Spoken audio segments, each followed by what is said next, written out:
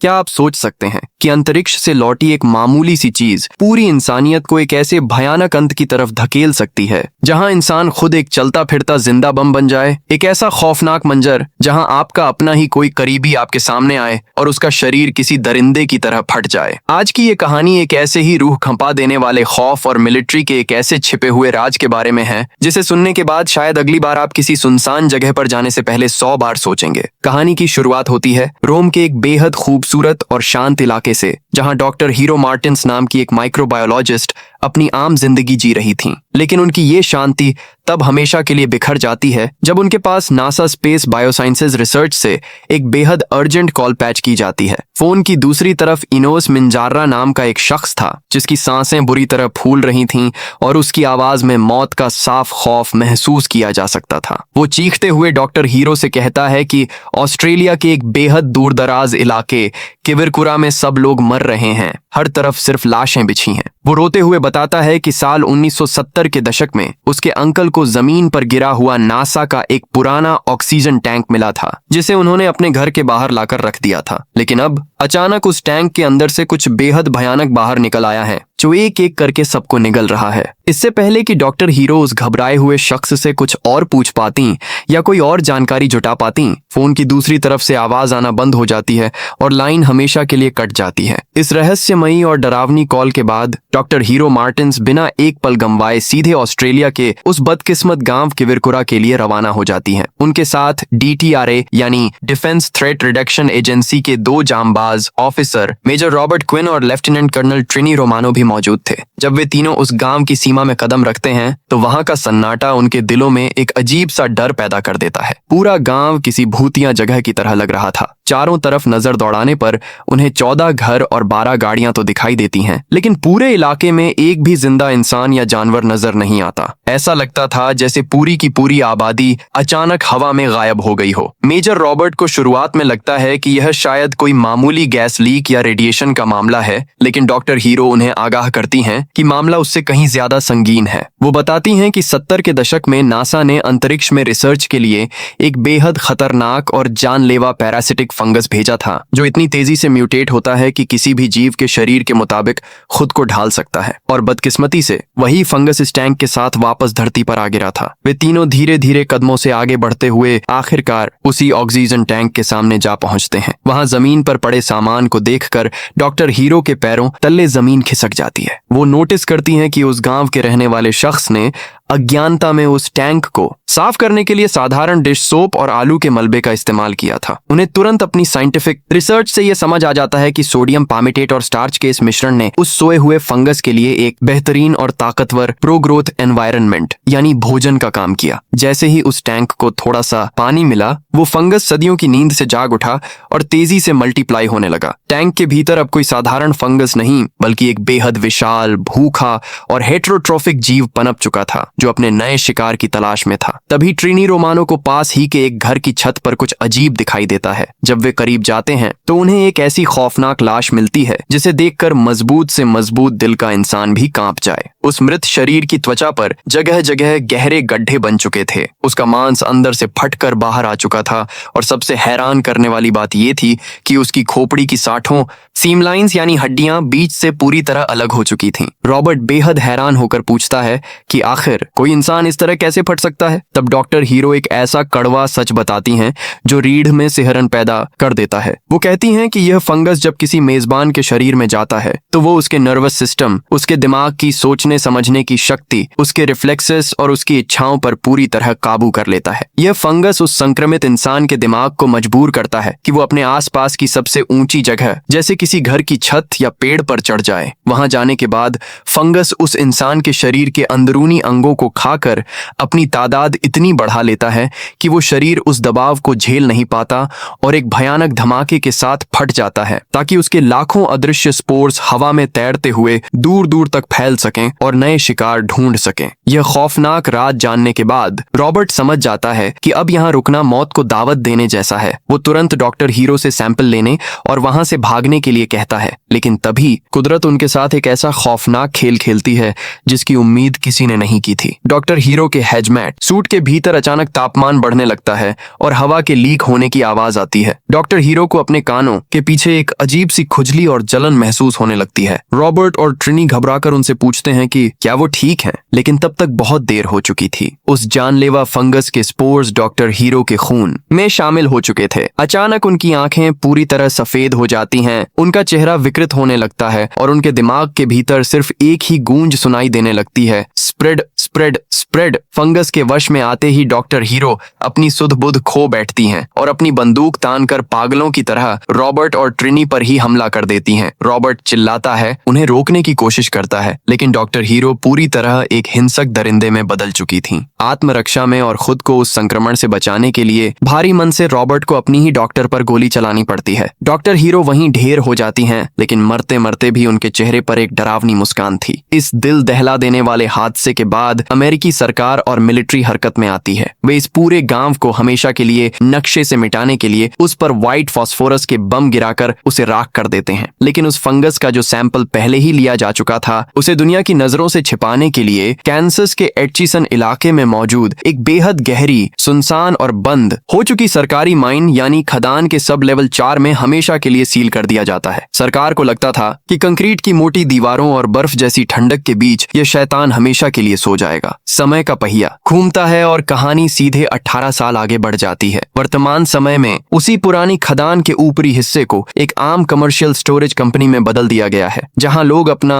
फालतू सामान किराए पर रखते हैं। वहां रात की शिफ्ट में 2 बेहद आम और मामूली गार्ड्स ड्यूटी पर तैनात थे, एक लड़का जिसका नाम सब टीकेक बुलाते थे और एक युवा माँ जिसका नाम नाओमी था। बाहर का मौसम अचानक करवट ले रहा था। भारी मानसूनी बारिश और तूफान की वजह से अंडरग्राउंड सुरंगों का तापमान बदलने लगा था। तभी नाओमी और टीकेक को ऑफिस की दीवार के पीछे से एक अजीब सी बीपिंग यानी अलार्म की आवाज सुनाई देती है। टीकेक, जो स्वभाव से थोड़ा मनमौजी और उत्सुक था, नाओमी के कहने पर एक हथौड़ा उठाता है और उस जिप्सम की दीवार को बीच से तोड़ देता है। जैसे ही वो दीवार के मलबे को हटाकर टॉर्च की रोशनी अंदर डालता है, उन्हें मिलिट्री के जमाने का एक पुराना पैनल दिखाई देता है, जिस पर लाल बत्ती तेजी से ब्लिंक कर रही थी और उस पर साफ अक्षरों में लिखा था एनटीसी, थर्मिस्टोर ब्रीच। टीकेक नाओमी को समझाता है कि यह एक ऐसा सर्किट है जो तापमान में आने वाले बदलावों को डिटेक्ट करता है और इस अलार्म का बजने का सीधा मतलब है कि जमीन के सैकड़ों फीट नीचे मौजूद उस प्रतिबंधित हिस्से की सील टूट चुकी है और वहां का तापमान तेजी से बढ़ रहा है। उन दोनों सीधे साधे गार्ड्स को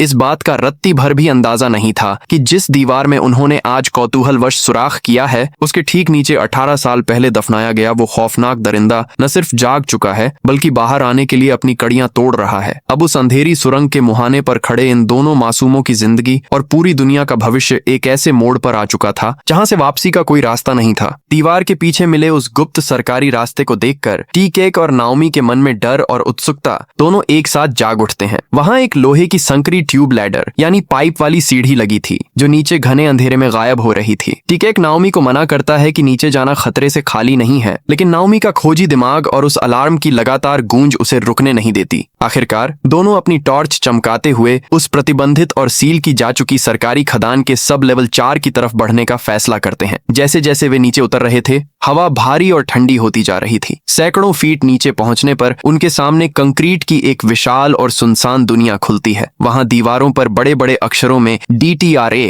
डिफेंस थ्रेट रिडक्शन एजेंसी के चेतावनी बोर्ड लगे थे और टेबल पर जैविक हथियारों से जुड़े कुछ पुराने दस्तावेज बिखरे पड़े थे, जिन्हें देखकर यह साफ था कि यहाँ कोई बेहद खतरनाक मिलिट्री प्रोजेक्ट छुपाया गया था। इसी बीच जमीन के ऊपर स्टोरेज फैसिलिटी के बाहर एक और खौफनाक कहानी जन्म ले रही थी। नाओमी का पूर्व पति माइक अपनी गाड़ी की डिक्की में कुछ अजीब और रहस्यमयी चीज लेकर नाओमी से मदद मांगने वहां आया था। दरअसल माइक ने रास्ते में अपने माता पिता की बिल्ली मिस्टर स्क्रॉगिन्स को किसी अजीब हालत में देखकर उस पर गोली चला दी थी। माइक को लगा था कि बिल्ली मर चुकी है, लेकिन जब उसने डिक्की खोली तो वह बिल्ली जिंदा थी और उसका पूरा शरीर हरे रंग के फंगल मलबे से भरा हुआ था। इससे पहले कि माइक कुछ समझ पाता, वह संक्रमित बिल्ली एक भयानक धमाके के साथ माइक के चेहरे के सामने ही फट गई। बिल्ली के शरीर से निकले लाखों अदृश्य स्पोर्स और और फंगल तरल माइक के मुंह और नाक के जरिए सीधे उसके फेफड़ों और दिमाग में प्रवेश कर जाते हैं। कुछ ही पलों में माइक की इंसानी चेतना खत्म हो जाती है। उसका दिमाग अब पूरी तरह उस फंगस का गुलाम बन चुका था जो उसे केवल एक ही निर्देश दे रहा था, नए मेजबान ढूंढो, इंसानों के बीच जाओ, इस फंगस की तादाद को बढ़ाओ। नीचे सुरंग में टीकेक और नाओमी नोटिस करते हैं कि दीवारों के बीच से हरा फंगल लिक्विड तेजी से रिसकर बाहर आ रहा है। हवा में फैले खौफ को भांपते हुए